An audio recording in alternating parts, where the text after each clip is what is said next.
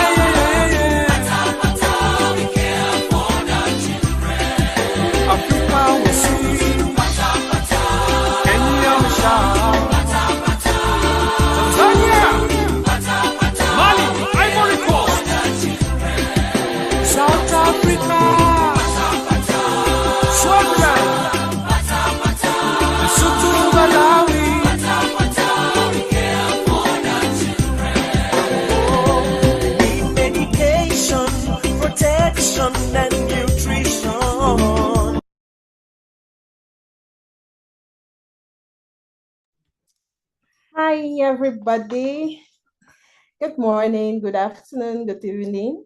Depending on where you're joining us from, you're welcome to another session of our PATA Review. Yes, indeed, I'd like to remind you that it does get real. So as real as it can be, we invite you to stay focused, to go along with us so that we can have a successful session. Feel at home, feel free. Don't be shy, don't be a stranger. Particularly for this session, we are going all the way to look at our young mothers. Yes, I said young mothers. We want to see what is happening with our young mothers, because whether we like it or not, they're there, they're amongst us, and they do have real challenges. So through our program, Kuleya, through our Kuleya project, we are able to reach a lot of these young mothers. And so we thought that for today, we should focus on supporting adolescents and young mothers through pregnancy and breastfeeding. So you're in for a very beautiful ride today, and I hope you find the session very beautiful as well. So as we move along, we like to remind you of what our PATA Rail stands for. Of course, you know that we at PATA are frontline healthcare providers, and we care about you, frontline healthcare providers. And for real, we like to review cases. We like you to engage with peers. We want to grant you access to experts, and we hope that through these sessions, you can learn lessons. And like I said, for a fact, this is real, but also it really gets real. So for reality check, we are on the front line, and it is here and now. So it's real time. It's not something that is fiction. It is what is happening with us, and it's unfiltered. So it's from the front line. It's from a healthcare provider like you. So stay glued to see what they have for us. We considered everybody. And so we do have interpretation into English, Portuguese, and French. Feel free to go to the interpretation button, you click on it, and you can switch channels. Just as a heads up, we do have a case that is going to be presented in Portuguese. Yes, you heard me right. And so during that period, I'm going to invite us all to switch to the English channel. That's for those who cannot follow in Portuguese, because we remain very inclusive. So for the session of today, we have a group of experts, and we also have a group of presenters that are going to carry us along for the session. So, of course, I am Dr. Vanessa, and I am the country representative for PATA in Cameroon, and I am chairing the session. But also, we have our very beautiful presenters. We have Vera Yilareng Yensila, who is the pediatric nurse at the Regional Hospital Bamenda, and she will be doing one of the presentations for us. We have Candida Titos, who is from Mozambique and is going to be doing a presentation for us as well. She is equally a nurse who works with children for over 6 years now. We do have Dr. Omari, all the way from Tanzania, and he is going to be doing one of the presentations as well. He's a clinical officer at Ndurugumi, Dodoma. And then we have a beautiful college of experts who are going to be there to give their perfect insights. Starting with Dr. Florence Tumasang, who is a seasoned gynecologist for over 30 years and has worked across multiple PEPFAR-funded projects with focus on PMTCT services. We do have Dr. Filiuka, who is our partner country representative for Tanzania and has a lot of experience when it comes to psychosocial support. We do have Dr. Mo. Dr. Mo has always been part of our experts, and he is from the King Edward III Hospital from South Africa. Last but not the least, we have Prof. Alani, all the way from the College of Medicine, University of Lagos, Nigeria. So we have experts that are widespread, and we promise you again, we are in for a great time. So I hope you are ready, because I am. Like I said, the focus for today is on adolescents and young mothers. Feel free to post your questions in the Q&A box, and we'll be sure to respond. So right away, we are going to give the floor to Madame Vera Yilareng to take us through the presentation from the Regional Hospital Bamenda. And you're all welcome to Cameroon. Thank you, and over to you, Vera.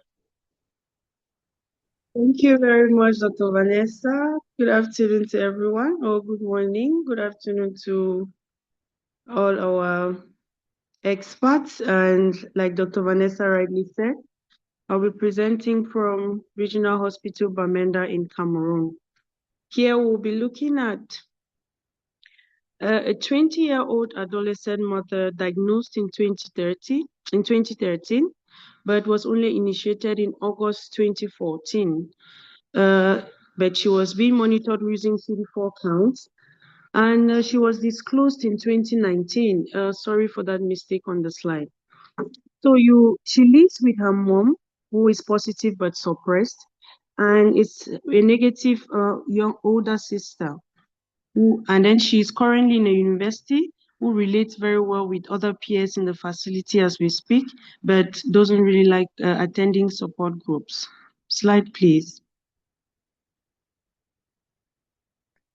For our clinical presentation, you will notice that Estelle presented in the hospital with vulvar swellings with multiple records of high viral load.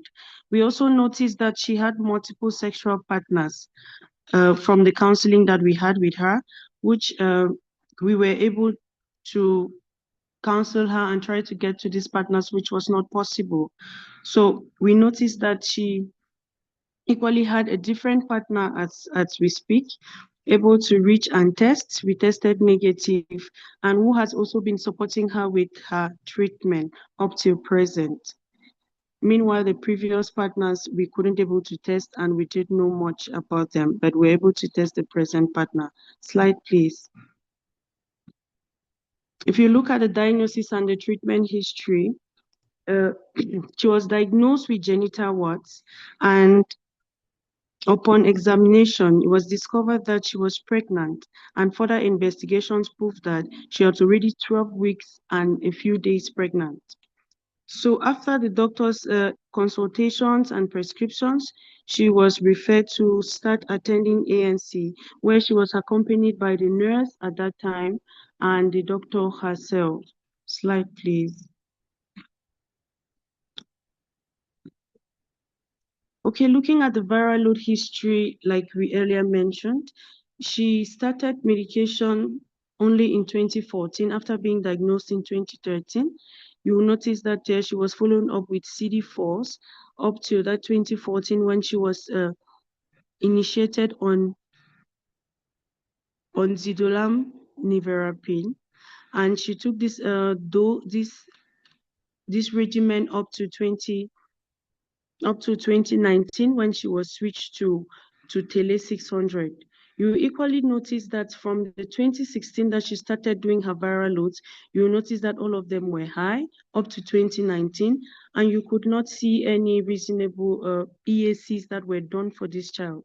The only reasonable EAC that we could trace was as at 2019, where we found out barriers that were identified, like the adolescent didn't like taking the medications, and the mother was employed at this stage to be able to follow her up to take this medication. Slide, please.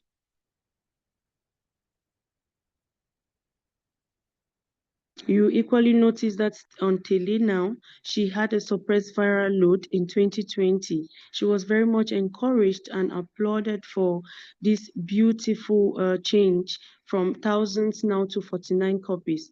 But along the line in 2021, she went back to a high viral load again, but this time now she was switched to TLD. After switching to TLD, she was able to tell us that after her disclosure in 2019, she has been struggling to accept the fact that she's actually living with HIV and has to take medications for a long time in her life. After involvement of the mom and older sister, you will notice again that in 2020, she had a suppressed viral load. She was equally encouraged again, and in 2022, she became suppressed. This time around, you will notice that we had a multidisciplinary team in place. You had peer supporters, you had the nurses who came in place to actually make sure that these our adolescents and pregnant will go through a proper EAC this time around so that she doesn't infect her child.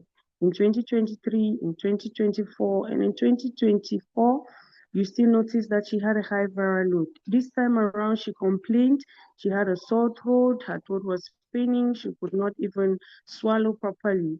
But with the EACs, with the multidisciplinary team, you will notice coming right down to 2024 to 2025 that we succeeded to have a target not detected in March 2025. Here it was a great achievement as the team was very much encouraged and encouraged her to stay on treatment to prevent transmission to the baby that she was carrying. She later had this baby now in March 2025, and you will notice that in May 2025, she had again another suppressed viral load. Slide, please.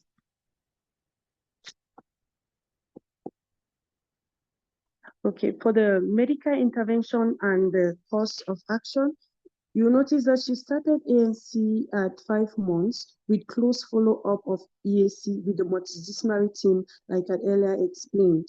She equally had a support from the present partner that we tested negative and from the mom and as well as the older sister who is also negative. Then after her delivery in March, she had a healthy baby. This baby was given nevirapine, and then she also opted for artificial feeding. She opted for artificial feeding, which we assessed using our IFAS and discovered that she could afford it. So we did our first PCR at 6 weeks, which was negative, which was it was a celebration that we could not even hold our joy in, and encourage this mother now to do a final outcome at 18 months, given that she chose to feed her baby artificially. Slide, please.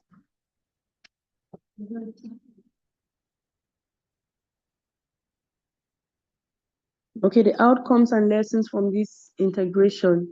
The persistent viral non-suppression throughout much of her adolescence, and we equally had issues with the CD4 counts due to the stock out of the reagents. What we could learn from this story is that when the family members were actively involved, she achieved a viral load suppression. And when she also felt accepted and supported by her sexual partner, she achieved 2 consecutive suppressed viral loads, suggesting that her understanding of U equals U and the emotional support improved in her adherence a lot. Slide, please.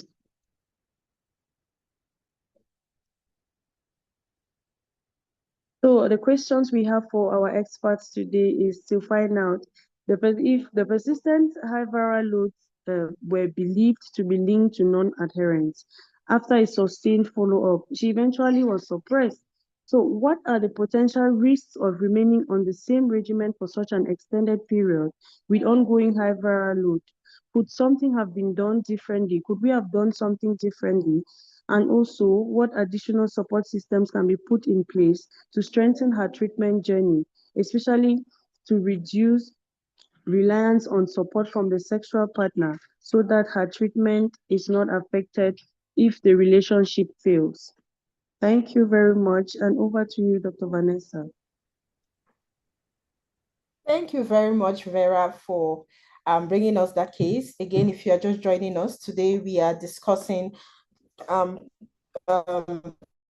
PMTCT among adolescents and young mothers. And please feel free to use the chat box to introduce yourselves and use the Q&A box to ask your questions. We've just listened to a beautiful presentation from Cameroon. And right now I'm going to be inviting our experts to respond, starting with Dr. Florence Tumasan, Dr. Achari, and Dr. Filiuka. Please feel free to respond to the questions that have been posed. Thank you. Thank you very much, Dr. Vanessa. Thank you, Vera. A very interesting case indeed. It wasn't said explicitly, but my guess is that this is a case of vertical transmission, that this lady we are dealing with was a case of vertical transmission, considering that her mother is HIV positive as well. And her father died. We don't know what he died of. But I think what this young lady needs, we are lucky that she's educated and already in the university, so she can understand a little bit more. It's true that it's frustrating to have to take medication daily, but I think what you can do, what you could have done more is to keep her close to you, talk to her. I guess that she doesn't want to go to the support groups because she's probably a little bit more educated, and there's no guarantee that within the support groups, there's no stigmatization. So that's why she doesn't want to really go there all the time, because she might be stigmatized just for her own level of education. But I think we are lucky that in spite of all her high viral loads, she achieved suppression during pregnancy. And that's why the baby was probably negative, at least at the 6 weeks PCR. I think she needs to be followed up mostly by her mother and this supporting partner. You need to, within your facility, I am happy that I know the kind of work you have been doing with these youths. I think you need to bring her closer, even by herself, with her partner and her parents, her mother and her sister, to continue to help her take her medication and keep safe. I'm sure that she will be even more encouraged if this baby remains negative at 18 months, considering that she chose formula feeding. That's what I think you can do. You could bring her as close as possible and see her as frequently as you can, or give her access to be able to talk to you on the phone as frequently as she would want to. Thank you, and over. Thank you so much, Doc. I will do just that. Thanks. And again, I think congratulations on the team for an excellent job, and really around persistence and maintaining that constant engagement with the client, and taking it and bringing the family in, and dealing with the issues, ultimately resulting in a favorable outcome. I think just to answer your question regarding really around maintaining a client on the same regimen with a relatively with a high viral load. I think the first point to make is certainly I think with an efavirenz-based regimen where the resistance barrier to resistance is lower, the risk of developing resistance is much higher. So you would anticipate that this participant, if you leave them on an efavirenz-based regimen with a high viral load, they would develop resistance quite quickly within 6 months to a year. However, what we find with a dolutegravir-based regimen because it has a much higher barrier to resistance, that your development of resistance occurs much later, and you can remain on that regimen for a bit longer. That said, that's primarily true for a first-line dolutegravir-based regimen where the chances of resistance remains quite low. However, in the second-line dolutegravir resistance, as in this case, there is a chance of developing dolutegravir resistance with a persistently high viral load. And I think it's just around maintaining that engagement with the participant and understanding around what are the issues are and dealing with those issues.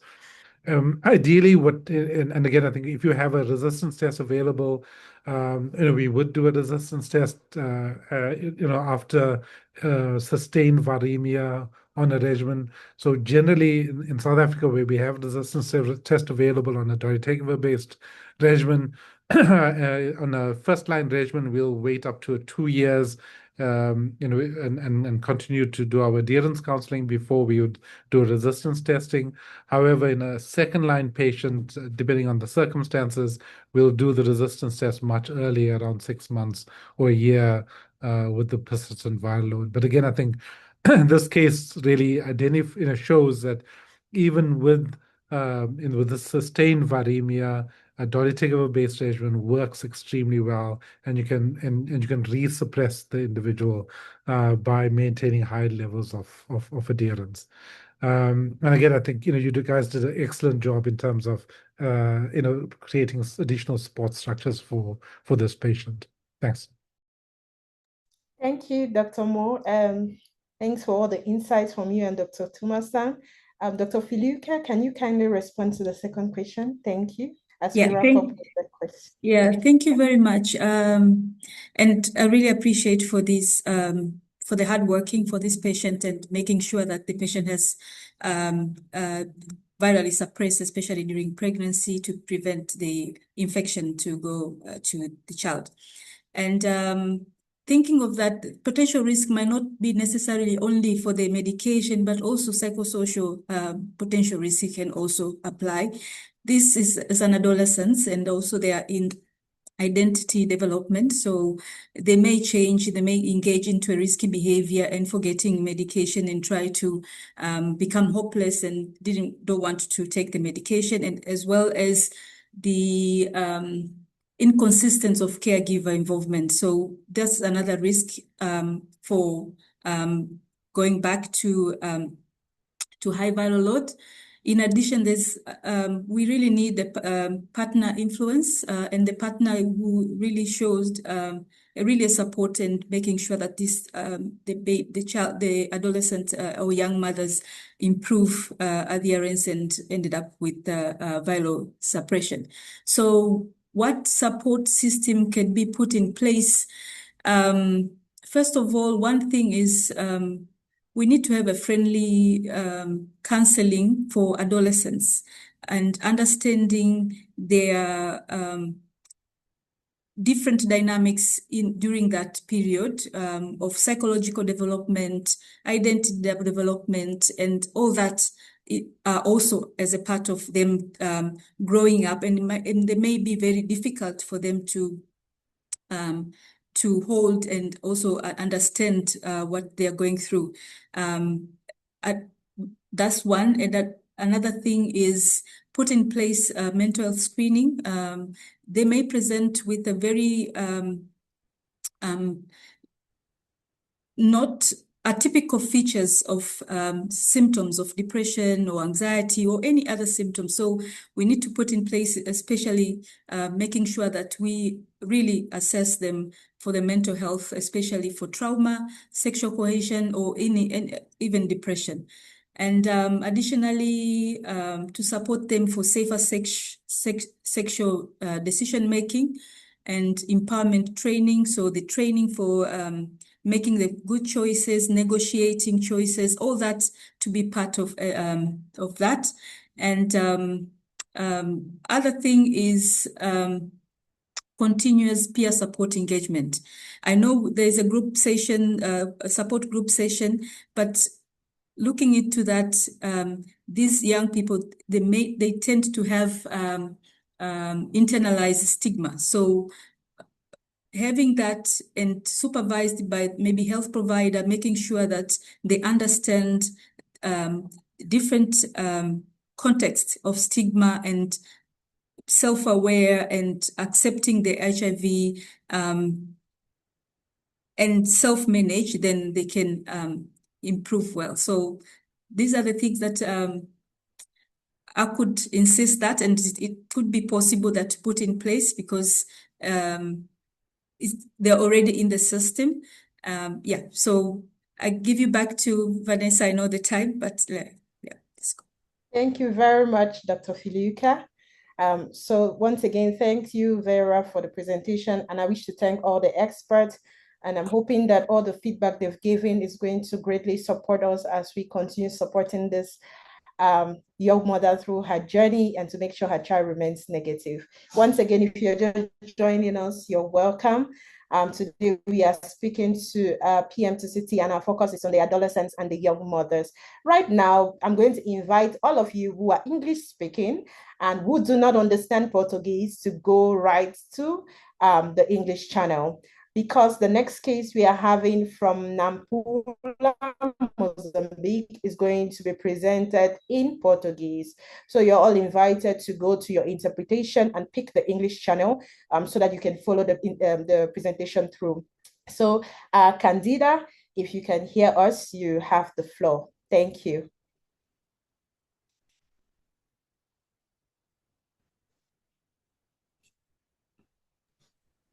Boa tarde a todos.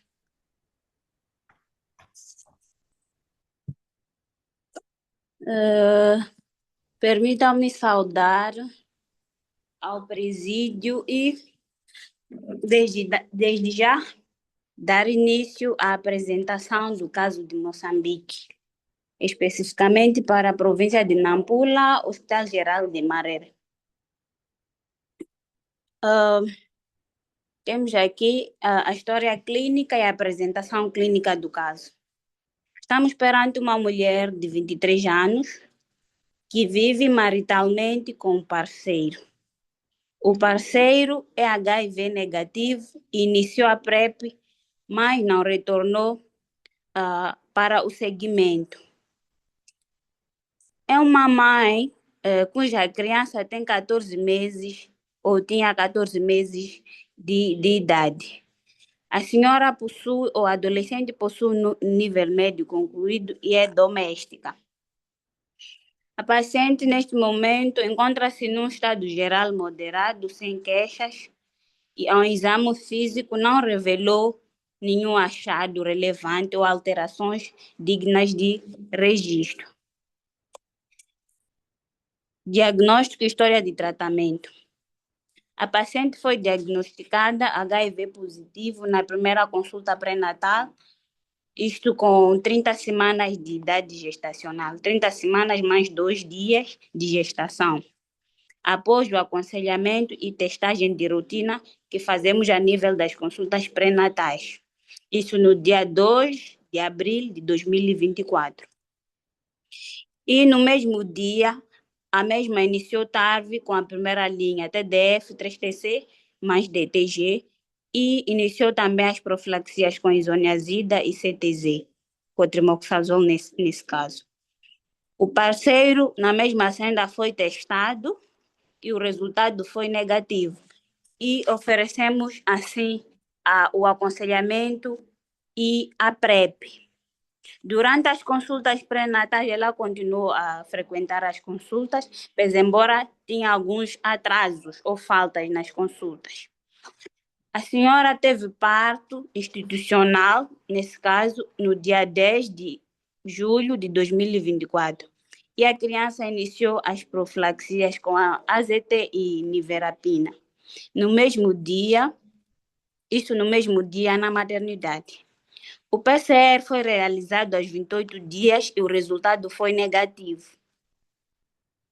Após o parto, a criança foi integrada nas consultas de criança em risco, mas apresentou perda de segmento no dia 19 de setembro de 2024, logo após receber o resultado do PCR da criança. Permaneceu ausente dos cuidados, nesse caso, durante 6 meses. E só reapareceu na unidade sanitária no dia 24 de abril de 2025. Durante a conversa que tivemos com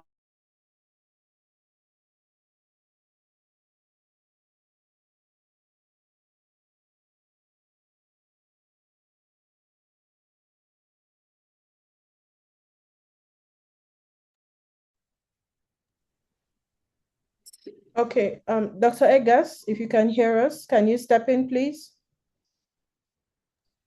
Okay, Vanessa. I'll continue in Portuguese. Então, ela dizia que esta paciente, depois de ter abandonado os 6 meses, retornou à unidade sanitária a 24 de abril de 2025.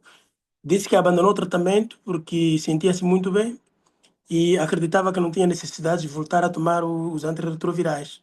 Nessa data, foi iniciado o apoio psicossocial intensivo, fez durante 3 consultas consecutivas com a psicóloga e a equipa de enfermagem do CCR.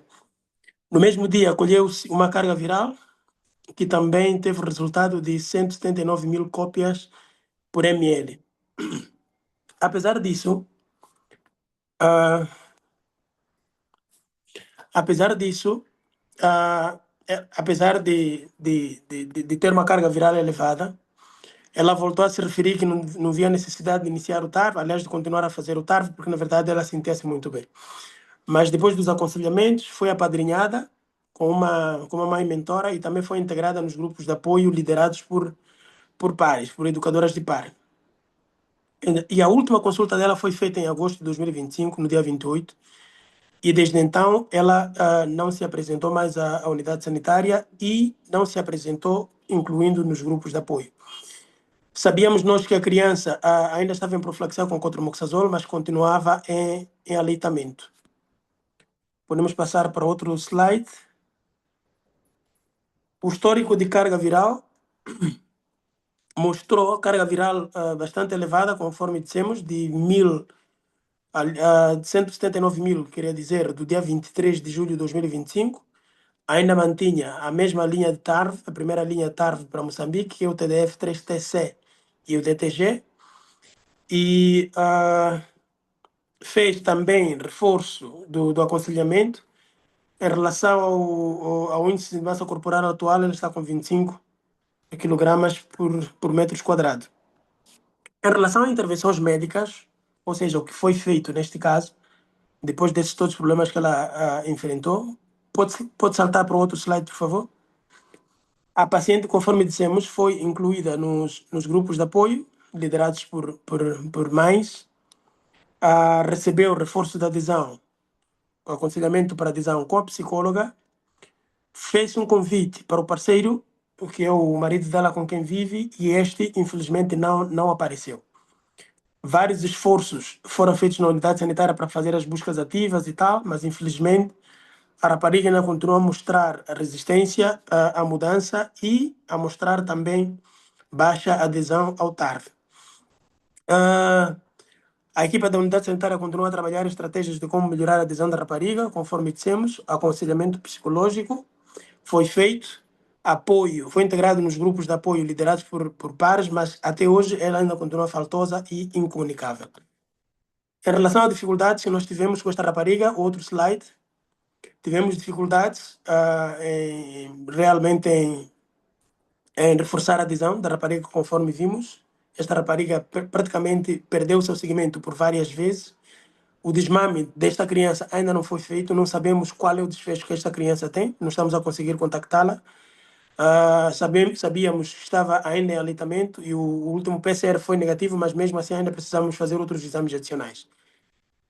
Então, aprendemos que, em relação a lições que ainda persistem, na verdade, desafios importantes da aceitação do diagnóstico e adesão ao tratamento, especialmente em adolescentes e jovens, mesmo apesar do aconselhamento intensivo.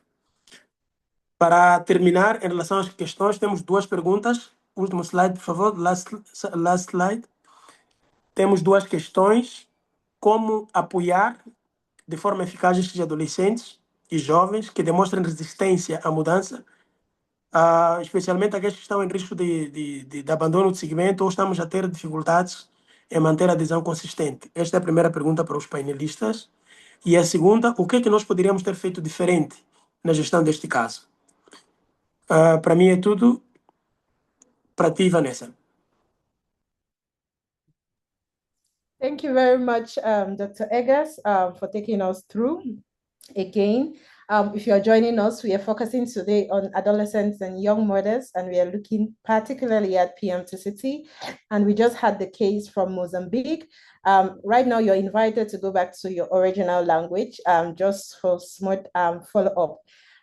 Again, we are going to get feedback from our experts who are going to respond to the questions that have been raised. And so I'm going to be calling on Prof. Alani, Dr. Tumasang, and again, Filuka. So Prof. Alani, if you can hear us, you have the floor.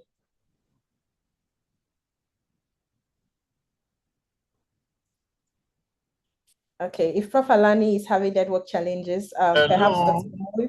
Okay. Hello. Yes, please.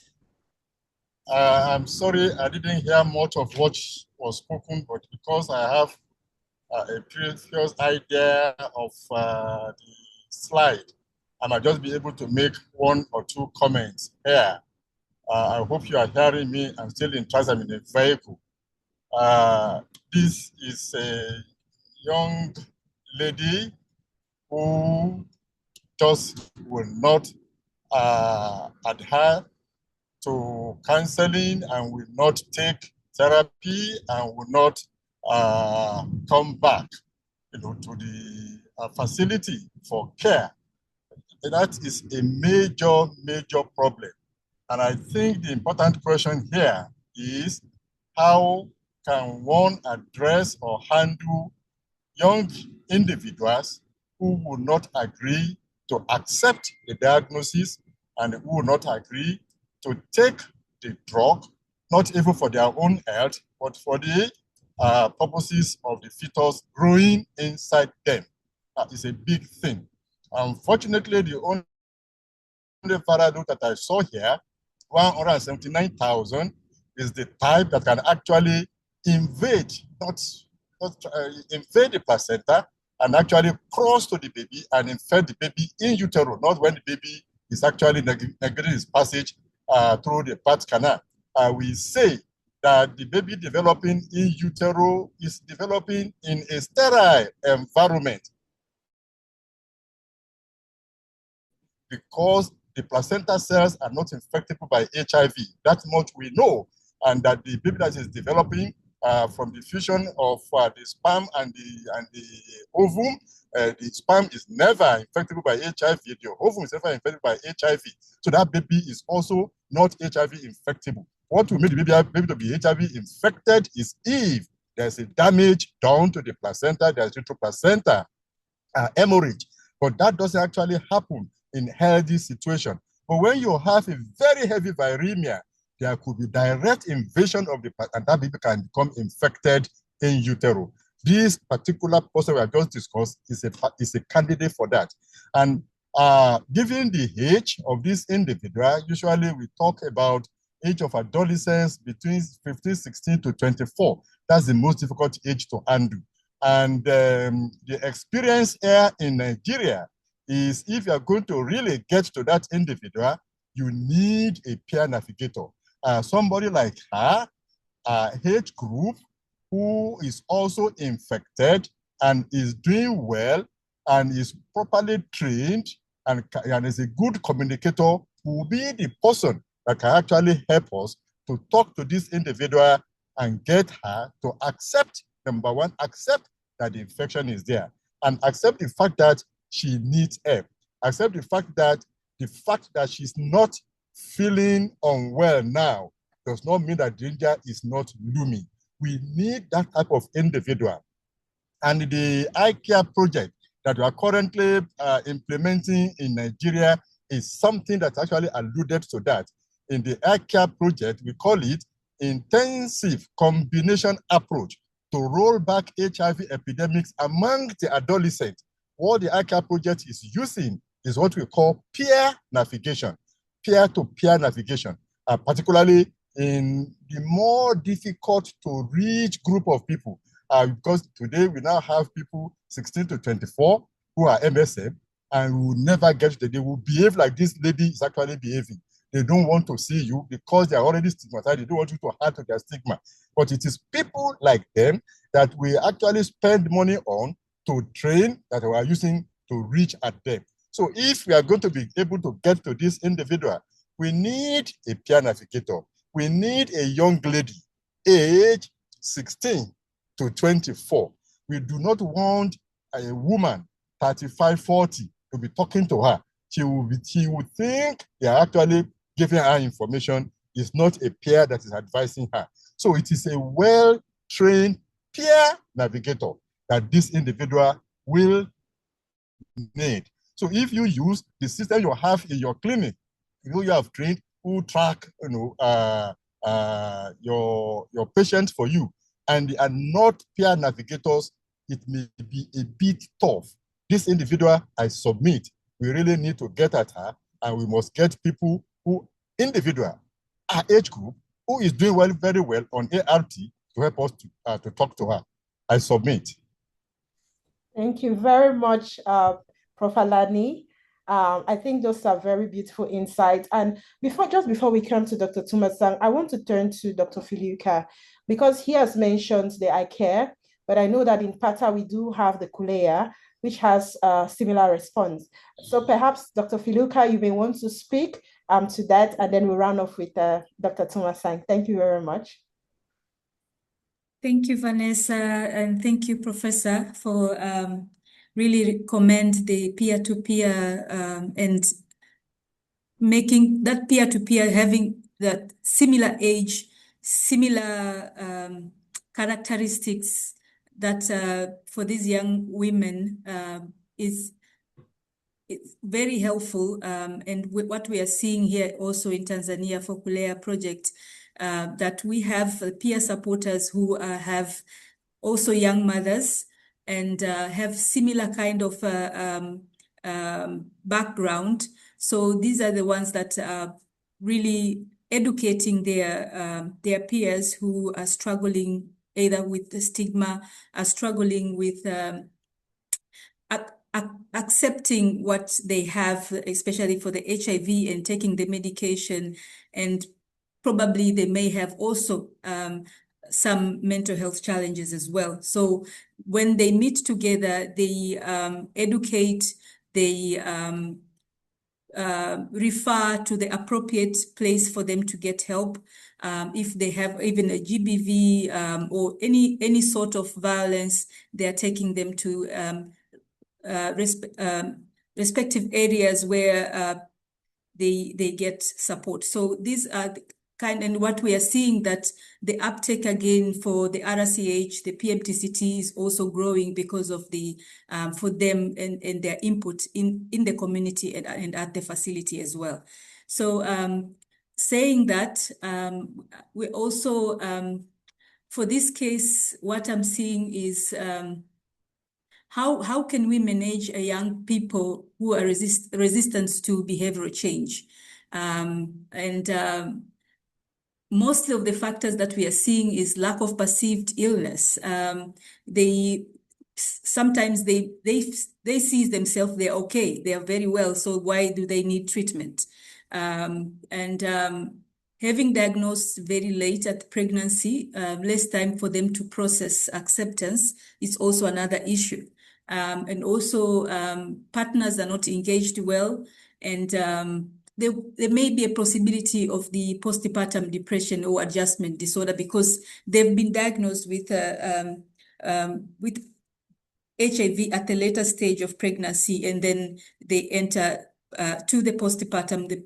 The chances for them for having adjustment disorder or even some sort of symptoms of depression could be also an additional thing. So for this, we say that the test and treat is a very good thing, but accepting HIV is a process, and we need to also continue to do those adherence counseling in a continuous manner, in a staged manner. So at different stages, we continue giving them the counseling and also involving these mentor mothers as a treatment partner or a supporter for them is very good for them to accept and start managing themselves for that. So I know the time is, but I wish I could speak more, but Vanessa is busy looking at me. So yeah, I give it back to you, Vanessa. Thank you. And we'll just have a few words from Dr. Tumasang as we rapidly move to the third case. Dr. Tumasang, you have the floor. Thank you, Vanessa. Very interesting case, a 19-year-old. I won't go back to what the others have said, but I would like to add that this case, the fact that the partner doesn't know his status and she is unable to, at 19 years, she would not want to be the one to disclose to the partner. What has the facility done? The facility should also be able to go out and test. I've forgotten the term we use, where you test around that area, making sure that you test that partner. And it might be easier for him if he's positive to disclose to the wife, who then gets, or they both get tested, and the diagnosis is made. I think it would be easier for her to be able to, now with the support of the partner, take the medication, and that would be easier for her also to understand what it entails for her not to take medication, the risks to her baby. And then the other thing is, what is the family history here? The family, if the family history is known, does she have parents? Does she have a mother? Does she have friends, like we were talking about, the peers? And the fact that she's not very educated is also something that, because I think I read that she left school in Standard 1. That doesn't help. Standard 1 in Cameroon is class 3, I think, in primary school. So that doesn't help very much. But I think the facility needs to go out. What do you do about home visits when you have cases that are lost to follow up, or, as you say, about to be lost to follow up? We do home visits. We go around there, not claiming that we are coming to do HIV or whatever, and then we get there, we test around that vicinity, test the people around, but our major intention is to test the husband and see what it is. I think that will help to keep her in treatment. Thank you, and over. Thank you very much, Dr. Tumasang. If you're just joining us again, the focus for today is on the young people, adolescents and young mothers. And please feel free to introduce yourself in the chat. Feel free to post your questions in the Q&A. Right now, we are going to Tanzania, where we will have our third and final presentation for the day. Dr. Omari, if you can hear me, you have the floor. Thank you. Thank you. Good morning, good evening, and good afternoon. It depends where you are. I'm Dr. Omari from Tanzania at Dodoma in the Ugume dispensary. I'm presenting to you a 19-year-old mother with her newly 1-month infant. A client was diagnosed with HIV during routine antenatal visit in May 23rd, 2025. Client lives with her family. However, she did not disclose her HIV status, and only her mother knows her condition. Even her current partner does not know her condition. Next slide, please. Yes, during her first antenatal visit, she was diagnosed with HIV, but no any positive finding in history or physical examination. Next slide, please. Yes, in this site, during laboratory testing, hemoglobin was done, and it was 13 grams per deciliter. Viral and CD4 was not tested due to she denied the test. And also in ART history, she was initiated with ART, but used only for just 2 weeks, and then came back to report that she believes on her prayer that would heal her.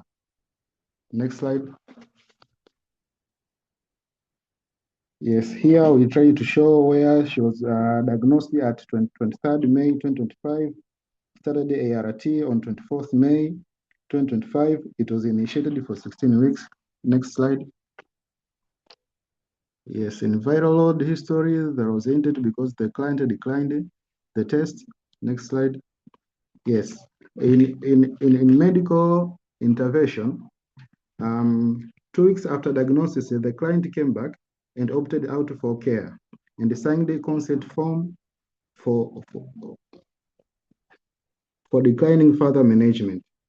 But in 24th October 2025, she returned with a newborn whom had been delivered at home without any medical supervision. Now we had a problem that we have an adolescent mother and we have a new infant. Worst part, it was the delivery at home. So now we had to act very quickly. Upon her returning, we did the counseling, was provided, and her fears, and telling the importance of early treatment initiation for our own health and to prevent vertical transmission to the baby.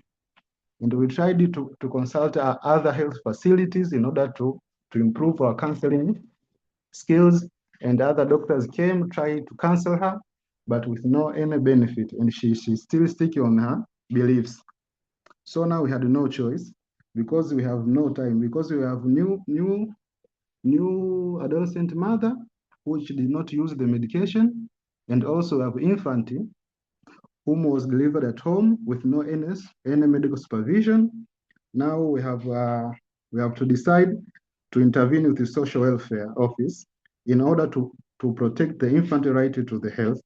Also, police officers were intervened in order to prevent vertical transmission. After this, next slide. Yes, after combined engagement of health workers, social welfare office, and police officer, mother agreed to use the medication, but requested it to be retested to another facility and not to the Ndurugumi health facility. And she was retested to Kibaigwa health facility. The results were positive, and immediately she was being switched to ART, and infant was reviewed and given Combivir, nevirapine, and cotrimoxazole as a prophylaxis. And also the child DBS was done for the infant, and the result was negative. Next slide. Yes, on this slide, we tried to show what are the challenges that we faced on our community, and the lesson we learned through this case we presented today. For instance, on the side of the challenges we faced, in this case, it is the interruption in the treatment. So there was a risk of overload management, but also another challenge we faced, it was the alternative healing beliefs. Here in our community, there is a belief that if you pray very well and you go to the church, and those superficial beliefs that you could heal from any disease. And the challenge that after we learn those lessons from this case, one of the lessons that we learn is that strengthen multi-sectorial collaboration. That will eventually help to the management of our client. Next slide. Yes, these are the questions for the experts. How can treatment interruption during pregnancy best be managed when the client repeatedly declining care or relocates? Also, what are the strategies are recommended for supporting a young mother who rely on the alternative belief system rather than a medication treatment? What are the additional measure can be strengthened community level follow-up up to the adolescent who disagree? Thank you very much. I think my time is over. Thank you. Thank you very much, Dr. Omari, for that presentation. Right now, I'm going to give the opportunity to all our experts to respond. And please, as our experts respond to your case, we'll also just like them to give us their final words. So we are going to begin with Dr. Moore, and then Prof. Alani, and then Dr. Florence, and finally, Dr. Filiuka. So Dr. Moore, you have the floor. Thank you. Yeah, again, thank you again. A really story of really persistence and maintaining a open dialogue with clients.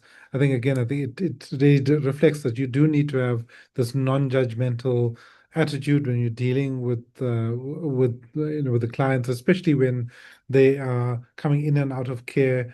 Which can be extremely frustrating, and often when there's an infant involved, you can get very emotional and angry with the client. But I think, again, it's around understanding where the client is coming from, what are the stresses that they are experiencing, and how do we respond to those stresses. So I think all of these three cases really reflect the difficulties that young mothers face within the community, stigma, difficulty with taking medication, especially if they've taken it for a long period of time.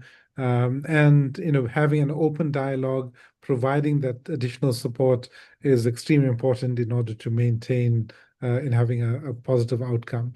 So I think all three cases have demonstrated that quite adequately. Thanks. Thank you very much, Dr. Moore. Thank you. Prof. Alani, you have the floor. Thank you very much. I think my major concern here was treatment interruption. It was diagnosed, was initiated on dolutegravir containing ART, took the drug for 2 weeks and stopped. Our fear is that the best, as we speak today, in our armory against HIV is the dolutegravir containing regimen. I really do not want a practice where we are going to give opportunity for viruses to easily evolve and develop resistance to DTG. Somehow, DTG is a forgiving drug in the sense that when you fail to take it, it has some other properties that still allow it to be able to work when you reinitiate it. So we thank God for that property, that DTG is able to bind very irreversibly to the integrase enzyme, and therefore making evolution of resistance to occur. And when you stop it and then you want to restart it, the likelihood of resuppression is also high. I just was thinking what could have been the effect of 2 weeks treatment on the risk of the baby becoming infected in utero. I do not know how early during gestation was this mother detected to be HIV positive. If it was detected in the first trimester and the viral load is quite high, what we call intrauterine infection may easily occur. And if he had that 2 weeks treatment, given the capacity of the dolutegravir containing regimen to achieve deep suppression of viral load, that may actually have helped at that point in time too. So DTG has worked, I believe, at the initial stage for this individual. The fact that he has he declined the treatment and ran away from the clinic and came back later. Luckily, unlike other ART that we have used in the past, reinitiating the same regimen will still be very helpful. So, but this is not a story that should be encouraged. We want individuals to start treatment and remain on treatment so that you can have sustained biological suppression. The fact that she left and came back, the likelihood of resistance may have also evolved, but the risk is low, but it is not impossible. I'm very glad that at the end of the day, when the baby came back and had the DNA PCR, the baby was found to be negative. We are happy that not many babies will become infected, developing utero, and that if delivery is well conducted, baby will navigate their passage through the birth canal and will not become infected. And then they come out and they receive the type of regimen, triple regimen that he had for the baby AZT3, TC, and the therapy. It still work, for the baby to prevent the baby from developing, the disease, if for any reason, while navigating the passage through the birth canal, he has come in contact with maternal virus. So that thing that he did is still okay, it's still good. And we think it may also have helped in preventing this baby from acquiring the virus from the mother. Moving forward, this individual, like the previous case, 19-year-old, 20-year-old, 22-year-old ladies, very difficult age group to manage in terms of convincing this individual that they need to remain. They really don't want anything that is going to hamper or restrain them from the behavior they think they should, the way they think they should be living. So I think, like I said earlier, it is peer navigation that is going to help us in this instance.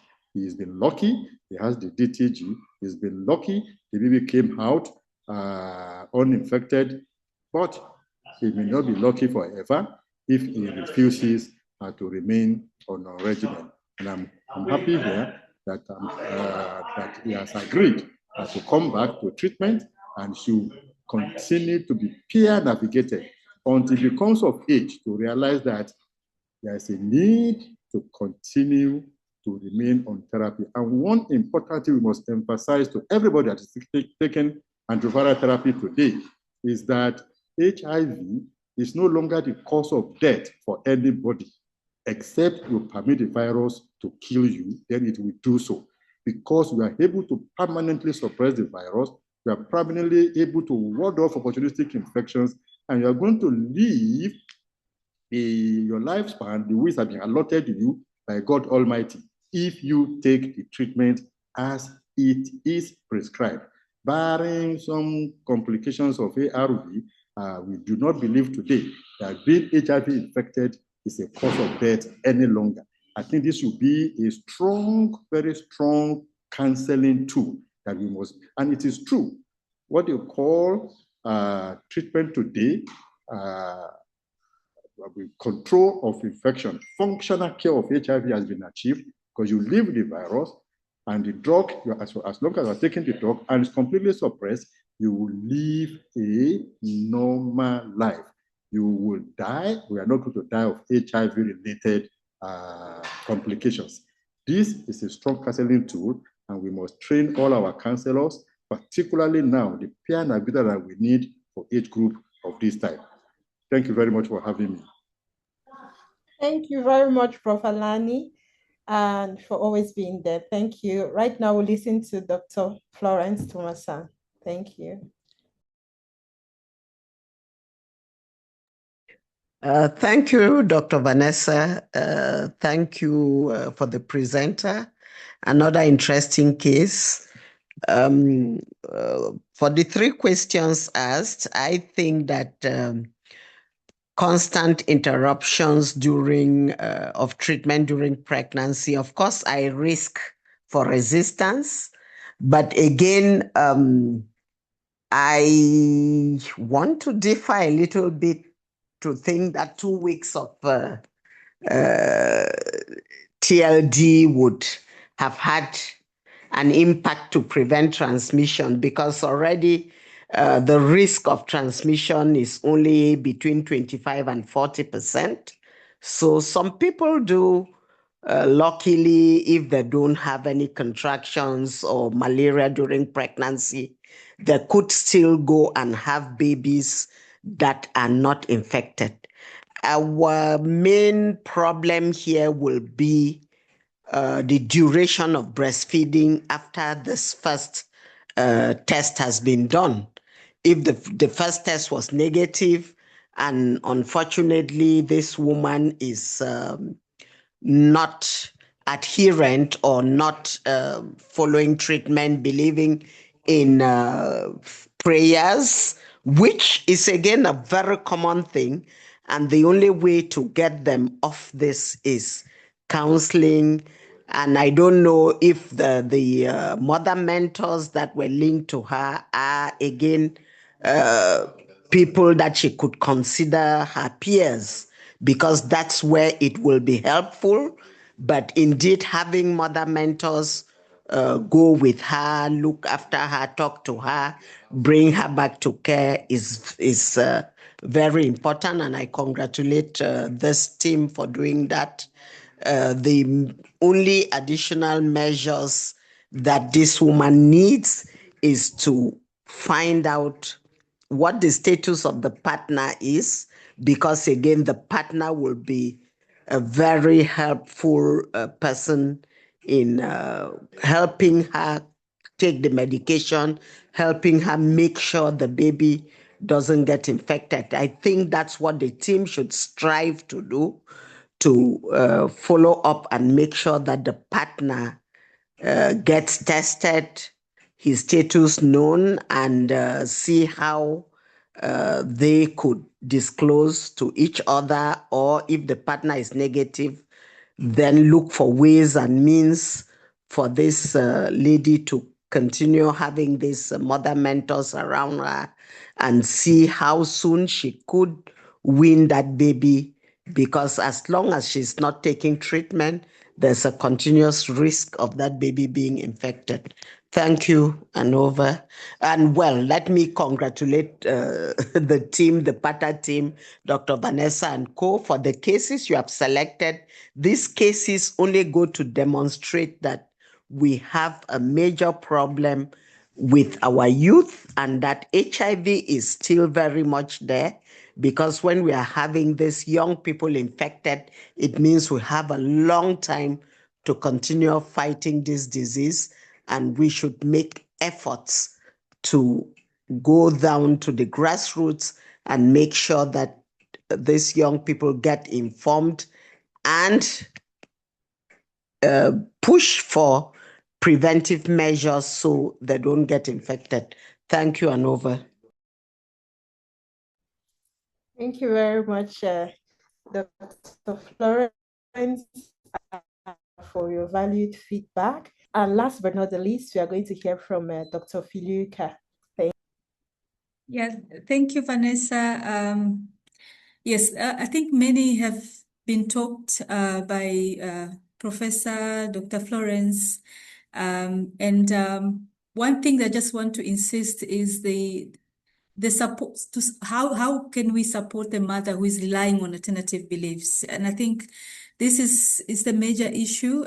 Most of our clients, whether spiritually, religiously, or with the herbs, they believe that, and they tend to ignore the medical treatments that are offered at the facility.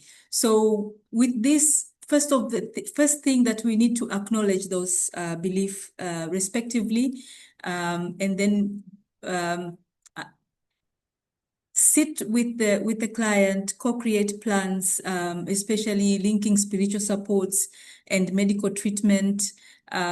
Also identify influential figures, bring them on board, mothers, pastors, community leaders. These are the ones that they can really convey those information to their people, and so that they can understand that the medical treatment is also a treatment that is can improve their health outcomes, and also provide counseling that connects the motherhood, especially for the young mothers. When you do counseling, you also counsel about how outcomes, health outcomes, how can it benefit the child that their babies that they have. So with that, I think they can for themselves, they change. With time, they start focusing on their health so that they can support their babies.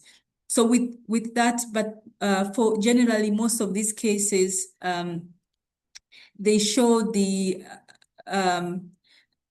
these young people have a deep psychosocial vulnerabilities that profoundly share treatment behaviors in pregnancy and parenting, adolescence.